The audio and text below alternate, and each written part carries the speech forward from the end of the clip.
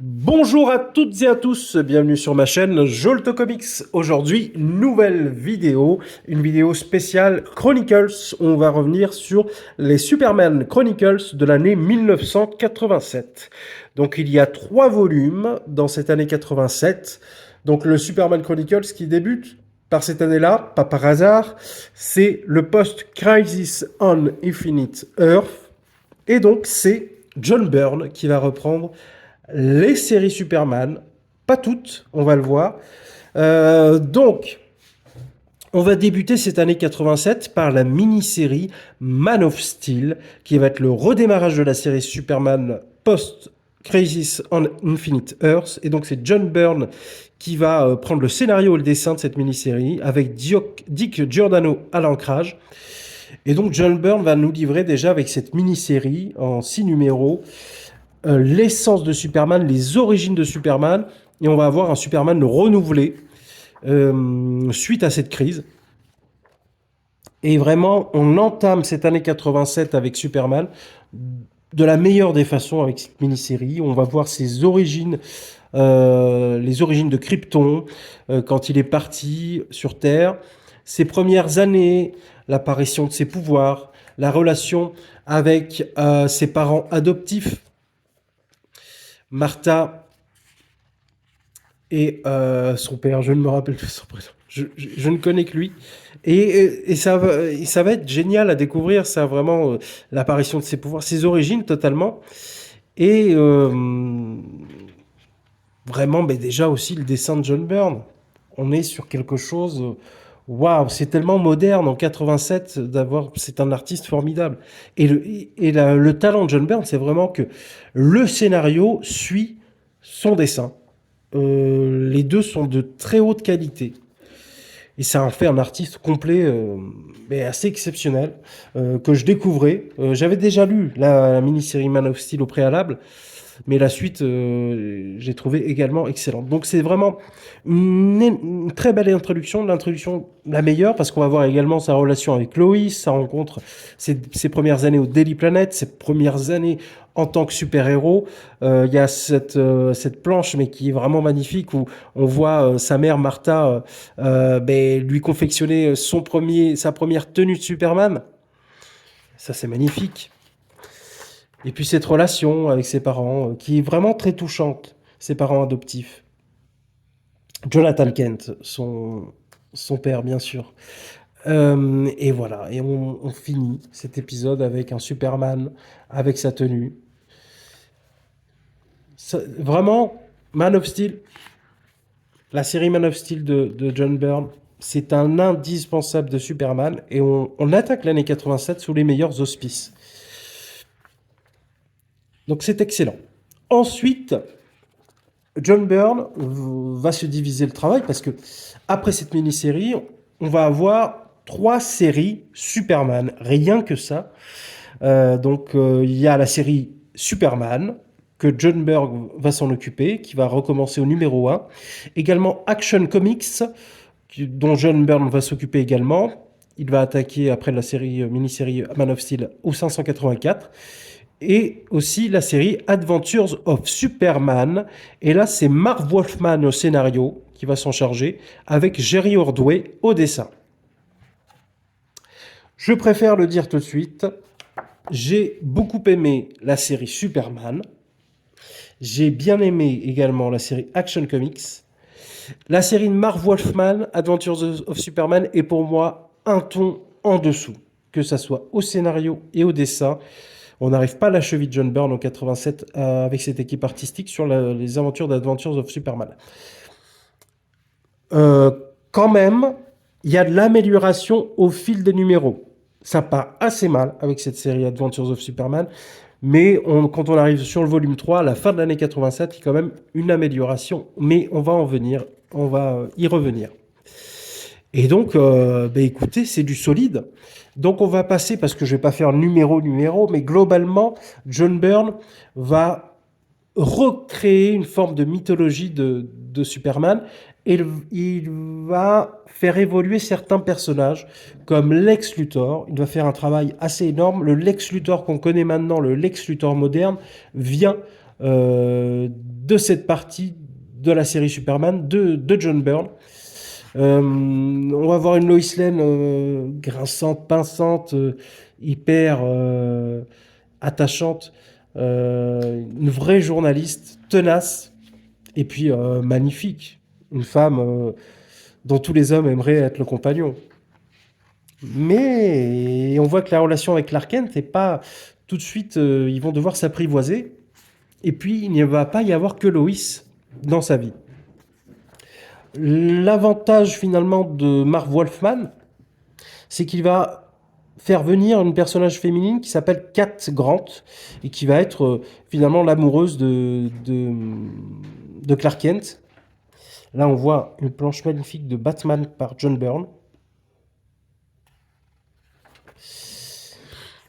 Et ça, on va y arriver, je crois. Ben, c'est dans ce premier volume. Donc, excellent premier volume. Voilà, juste le petit bémol, c'est Marv Wolfman sur Adventures of Superman. Et puis, on va le voir, Superman, il va aller en interaction avec d'autres personnages de l'écurie d'ici, donc principalement Batman, mais on va voir également des personnages un peu plus anciens.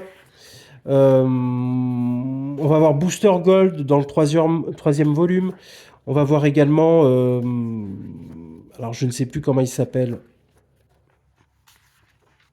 Ah voilà, Lex Luthor est représenté comme ça au début du run de John Byrne. Donc il a des cheveux et des cheveux rouges. Donc le fait qu'il soit chauve va être créé dans cette période-là. Et donc c'est une période essentielle à l'évolution du personnage de Lex Luthor, qui est à la fois machiavélique, manipulateur, qui se protège tout le temps. Au final, il fait des choses horribles par le biais de proxy, mais Superman n'arrive pas à remonter vers lui. Il est très très fort. Il avance masqué, et ça en fait un méchant très charismatique, et finalement assez dérangeant, parce qu'il y a un numéro dans le volume 3 où on voit vraiment sa personnalité. C'est un numéro assez terrible, je vous le montrerai après. Donc voilà, ce volume 1, globalement, il est très bon, parce qu'on attaque par Man of Steel, et puis dans la continuité, Action Comics et Superman de John Byrne vont être dans la même veine de qualité. Adventures of Superman, un peu moins qualitatif, mais qui va apporter beaucoup d'éléments, beaucoup de choses sur l'entourage de Clark Kent et de Superman. Et donc on va voir finalement les méchants charismatiques, typiques, historiques de l'univers de Superman. Là, vous voyez, il y a Bizarro.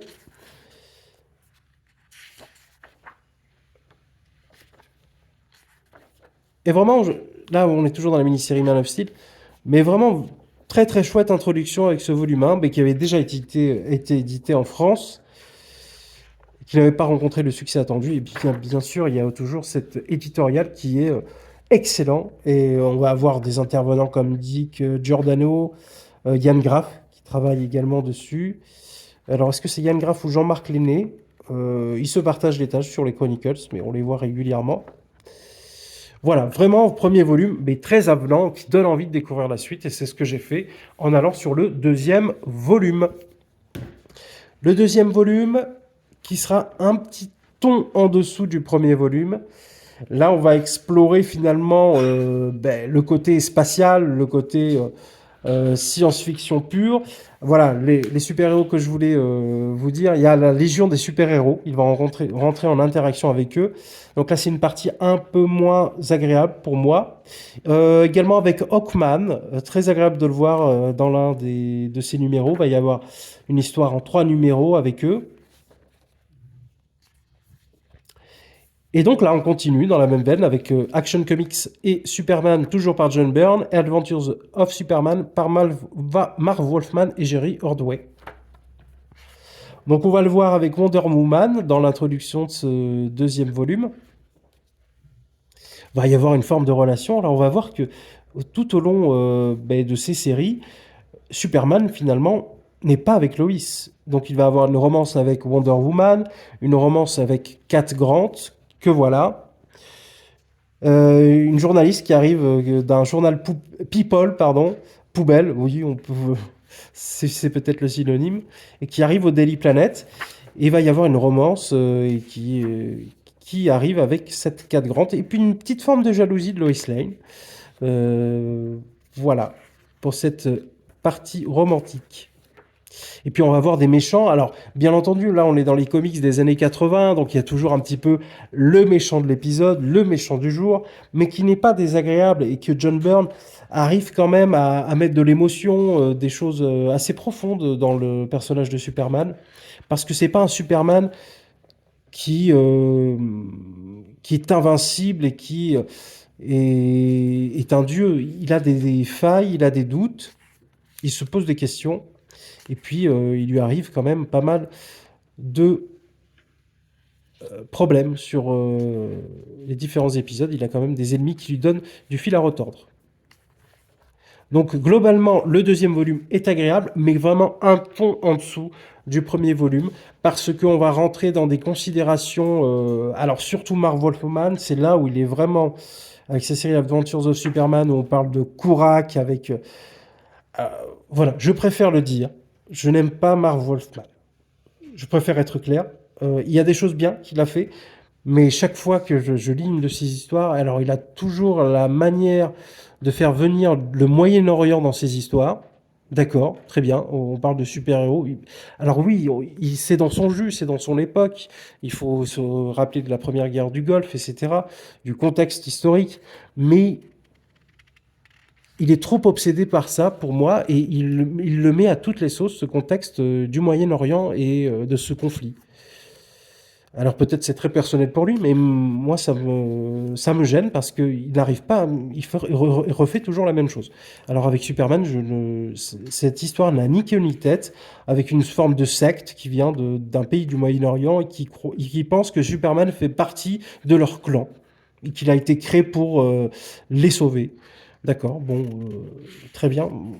Ça m'a déçu. Vraiment, la série Adventures of Superman est une forme de boulet à cette période-là, parce que John Byrne, je trouve, élève le niveau, renouvelle le personnage, mais voilà, c'est pas horrible non plus, le travail de Marv Wolfman, il y a quand même des choses intéressantes, surtout sur l'entourage. J'ai l'impression de me répéter, mais il faut quand même le dire, il n'y a pas que du mauvais. Donc voilà, on voit Hawkman également. Donc ça c'est bien, c'est que Superman n'est pas en vase clos avec les personnages de Metropolis, c'est qu'il s'ouvre aussi avec d'autres personnages. Hawkman, vraiment très bon numéro, très agréable. Un personnage qu'on voit peu dans l'univers d'ici. Et puis on va avoir cette partie aussi avec les Green Lantern. Superman et Green Lantern Corps. Mais plutôt sympa, mais là on arrive quand même dans le côté spatial où j'apprécie un peu moins. Et puis on va finir avec des histoires. Alors voilà, c'est ce personnage-là qui est assez dur à battre pour Superman, qui s'appelle Ravage. Ravage. Ravage. Ravage. Voilà. Et donc voilà, c'est un peu en dessous du premier volume, et c'est surtout la Légion des super-héros, là l'introduction de Superboy, là on descend en qualité. Mais à la décharge de John Byrne, c'est pas John Byrne qui s'en occupe. Hein. Il y a Paul Levitz aussi. Bon, il en fait partie de cette mini-série. Il y a Paul Levitz qui est beaucoup sur la série Legion of Super-Héros et voilà, on sent quand même une sacrée différence avec le bel talent de John Byrne. Donc, mitigé sur ce deuxième volume, je dirais. Et puis, on reprend un petit peu goût aux séries Superman dans le volume 3, où là, on part finalement sur beaucoup d'histoires indépendantes, mais quand même avec un fil rouge, pardon. Donc, Adventures of Superman de Marv Wolfman, qui je trouve reprend un peu de couleur sur un arc narratif. Un arc narratif où on va voir finalement Metropolis un peu comme Gotham, quoi, avec un quartier où il y a de la criminalité. Et puis là, on va voir Superman qui va se comporter comme Batman, quoi. Inspecteur. Non, non. Batman à Gotham City, avec les sérum malfamés et ses criminels et ses bandes. Et Metropolis, c'est autre chose. On peut pas faire passer Superman pour Batman. Alors ça, vraiment, ça, j'ai pas trop aimé. J'ai aimé, mais j'ai pas trop aimé. On va voir Lex Luthor tel Wilson Fisk, qui va manipuler des gangs à sa solde. Non, mais là, on veut pas voir Superman dans les rues, on va le voir voler. Et c'est Marv Wolfman encore, voilà. Vous allez me dire que je m'apitoie, que je lui mets tous les maux de la Terre sur ce pauvre Marv Wolfman, mais moi, je n'y arrive pas avec lui. Et le troisième volume, bah écoutez, très agréable. Là, on reprend du poil de la bête. John Byrne est là. On rencontre différents méchants. Et c'est toujours, il y a un côté très frais, très fraîcheur dans cette année 87 dans les séries Superman, où finalement, ben, moi je ne connais pas ce qui s'est passé avant 87, hein, mais il part d'une page blanche, bien sûr, avec tout ce qui est Superman, toutes ses valeurs, tous ses pouvoirs, tout son lore, mais il va rafraîchir tout ça, il va remettre un coup de peinture fraîche. Et c'est vraiment très agréable. Les séries de John Byrne sont absolument délicieuses. Alors surtout la série Superman.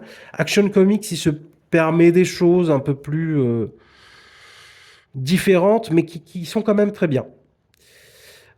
Par contre, Adventure, voilà, comme je vous ai dit avant, on voit Clark Kent avec un flingue. Voilà, et on va le voir dans les rues combattre les gangs de petits jeunes désœuvrés qui se font manipuler par Lex Luthor. Bon, bref. Mais il y a quand même du bon. Il y a les séries de John Byrne, voilà, comme je l'ai dit, qui sont très bons. On va voir l'intervention du Joker. On va voir voilà, ce numéro qui est assez marquant pour le personnage de Lex Luthor. En gros, on va voir Lex Luthor arriver dans une cafétéria. Les cafétérias typiques au bord des routes des États-Unis. Et il va proposer à une serveuse de l'emmener chez elle, de l'emmener chez lui, pardon, contre de l'argent et de se marier avec elle, alors que cette femme est mariée, a des enfants.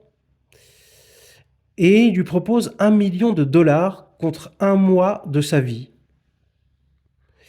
Et on va voir toute cette manipulation, toute cette perversité de Lex Luthor, et qui au final, en rentrant dans sa voiture, va révéler pourquoi il a fait ça. Il l'a fait juste pour voir le doute chez cette dame. Soit elle va choisir de sacrifier un mois de sa vie, de quitter toute sa vie de femme, et de gagner beaucoup d'argent, ou soit de se respecter elle-même. Et là, il dit Jerry Hubbard ne saura jamais ce qu'elle aurait choisi, et cette question la hantera pendant le reste de sa triste vie. Donc il l'a fait exprès pour lui mettre un doute dans sa tête toute sa vie. Et c'est terrible de faire ça. C'est vraiment inhumain. Et ça en montre le machiavélisme de ce personnage. Et c'est un numéro qui a beaucoup marqué aux États-Unis sur la personnalité de Lex Luthor. Et un chouette numéro. C'est John Byrne, bien entendu. Voilà, donc le volume 3 rattrape un petit peu le volume 2. On va voir une collaboration avec Batman. J'aime bien cette dynamique également entre ces deux personnages. Voilà, donc en globalité, sur cette année 87, il y a quand même le départ en fanfare avec la mini-série Man of Steel sur 6 numéros, une certaine continuité sur les premiers numéros, surtout sur la série John Byrne, Action Comics et Superman. Adventures of Superman commence très très mal. Il y a quand même quelquefois des qualités qui en ressortent, mais c'est assez rare. Et puis, il y a quand même, au fil des numéros de Superman et d'Action Comics, une descente légère également de John Byrne. On retrouve pour tout vous dire, on ne retrouve pas la qualité de la première mini-série Man of Steel sur les numéros suivants. Et ça n'enlève rien au charme et aux qualités des histoires qu'on lit. Moi, je trouve que, honnêtement, sur Superman, c'est un indispensable d'avoir ces 3 volumes du début de la série John Byrne. C'est un indispensable parce que on va voir le Superman moderne qu'on a toujours aujourd'hui. Il vient de là, il vient de ces années. Il y a beaucoup de créations qui ont été faites pendant cette année 87, qu'on retrouve tout le long des runs de Superman qui ont suivi, et dans les adaptations cinématographiques, et dans les séries, etc. On va voir également Big Barda, Mister Miracle, et même le terrible... Alors, je ne sais plus son nom. Darkseid. Oula. Et là, il y a un numéro... Alors, est-ce que c'est Marv Wolfman ou John Byrne John Byrne. Là, il m'a déçu. Hein. Là, sur le piège suicidaire, quand même, essayer de faire un film pornographique entre Superman et Big Barda, fallait oser. Je m'y attendais pas. J'ai trouvé ça assez déplacé.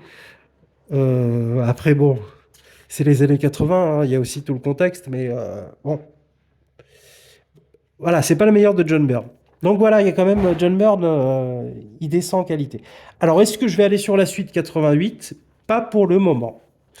Je trouve que c'est très qualitatif, avec des hauts et des bas, mais globalement, c'est assez positif. Mais j'ai pas envie de continuer sur l'année 88 parce que je sens quand même que la qualité des séries descend, et je crois que le meilleur était dans ces 3 volumes. Mais ce n'est que mon avis, et les commentaires sont ouverts pour me contredire, si besoin. Si l'année 88 est exceptionnelle au niveau des séries Superman, il faut me le dire, parce que voilà. Et puis ce côté, on finit avec des gangs de rue, et puis Batman en Superman. Alors le volume 3, je vous disais que c'était bien, globalement c'est bien, mais il y a une descente de qualité qui est assez marquante aussi. Donc voilà, le premier volume est pour moi le meilleur, le deuxième est une forme de transition pas très excellente. Là, on reprend un petit peu de poil de la bête, mais c'est pas ça. On est sur une pente descendante. Donc globalement, je trouve quand même que c'est quelque chose à avoir et à lire sur le personnage de Superman, mais ce n'est pas quelque chose d'exceptionnel. C'est un run qui va placer des choses qu'on va revoir dans l'avenir du personnage, qui va renouveler le personnage, et ce qui en fait une petite côté historique, si on aime Superman. Et c'est très accessible. Hein. Et puis, honnêtement, je vous le recommande. Les 3 volumes de l'année 87, si vous êtes fan de Superman et si vous voulez en découvrir plus sur le personnage, oui, c'est un indispensable de Superman. Mais il faut savoir où on s'engage. C'est quand même un run. Hein. On ne peut pas avoir un run avec que des numéros excellents. Il y a toujours des hauts et des bas. Mais voilà, globalement, moi, j'ai beaucoup apprécié.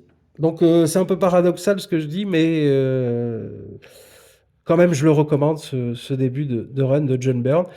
Et pour ma part, moi, je m'arrêterai là sur la série de Superman. Je vais continuer les autres Chronicles. D'ailleurs, dans 2 mois, je vous parlerai de Flash Chronicles volume 1. Voilà. Pour cette vidéo, n'hésitez pas à me dire en commentaire ce que vous avez pensé de cette année 87 chez Superman Chronicles. En commentaire, c'est fait pour ça. Et nous, on se retrouve bientôt pour une nouvelle vidéo. À bientôt. Salut!